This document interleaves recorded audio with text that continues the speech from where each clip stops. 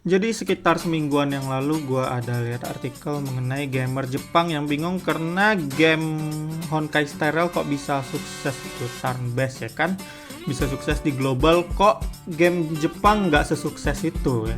Dan ini bener gue bisa konfirmasi karena gue lihat kemarin ini rate-nya itu di Yaraon juga ada di forum Jepang. Yang mana memang mereka lagi ngeributin gitu, kenapa game Cina itu bisa sukses sementara game kita, game Jepang ini kan diskusi orang Jepang nggak sesukses itu ya kan. Tapi ya jawabannya selain game mereka yang sering di region lock sama mereka gimana mau sukses di global, dirilis di global aja enggak ya kan. Dan juga game mereka itu lagi struggle sama copyright, jadi agak susah banget perkara copyright. Hal yang kecil aja, yang sedikit aja itu bisa mengancam mereka gitu, kayak yang dialamin sama Uma Musume kemarin ya kan. Jadi ini ada yang ngebuat perbandingan itu Genshin dari Hoyoverse, Honkai Star Rail, Honkai 3, Honkai Impact 3 itu dari Hoyoverse juga. Ini terjemahan ya, jadi makanya agak aneh tulisannya. Jantama ini mungkin maksudnya Art Knight kali ya, ini dari Yostar soalnya. Mungkin itu yang dimaksudnya. Terus juga Blue Archive, Azure Land itu juga dari Yostar, bukan dari Jepang lainnya. Dan Uma Musume yang sukses di Jepang sendiri itu lagi terancam tercancel karena ada masalah copyright sama Konami.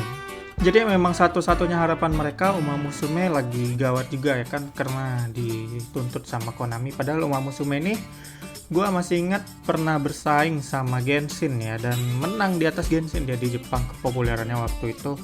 Dan ya sementara game mereka sendiri tuh lagi struggle karena lagi dituntut sama Konami. Ini masalah sama Konaminya gue kurang mendalamin sih.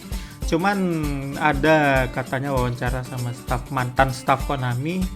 Dia sih bilang kalau Konami merasa itulah cemburu lah sama kesuksesan Uma Musume.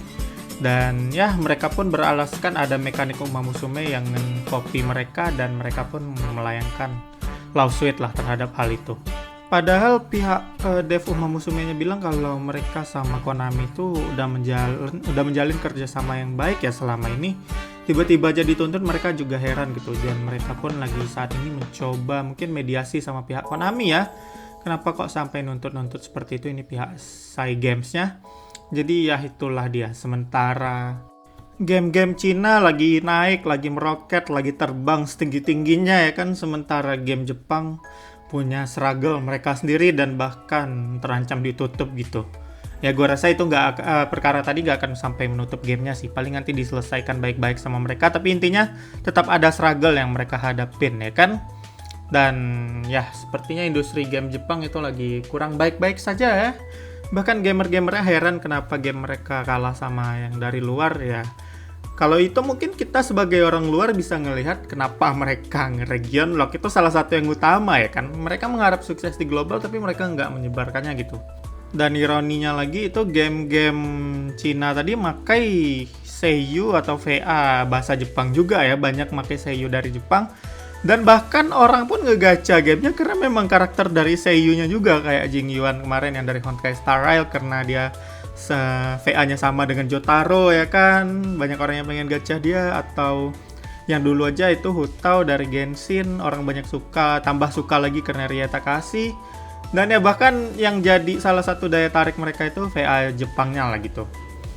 Dan itu kurang disadarin sama pihak Jepang mengenai potensi mereka sendiri, dan mereka justru struggle dalam negeri mereka sendiri lah gitu. Jadi ya itulah dia mungkin ya. Buat saat ini, buat industri game, apalagi game mobile, mungkin Cina masih megang lah ya. Kalau Blue Archive itu dari Korea ya, itu juga rame juga di Jepang ya kan. Ya kita simak aja nanti kemana perkembangan game mereka, apakah akan ada perubahan di masa depan, atau mereka justru cuman diskusi kesal-kesal kayak gitu aja tanpa ada melakukan tindakan untuk memperbaikinya. Entahlah ya, intinya kita simak aja deh ke depannya. Dan gue rasa itu dulu. Gimana tanggapan kalian? Silahkan tuliskan di komen, dan sampai ketemu di video lainnya.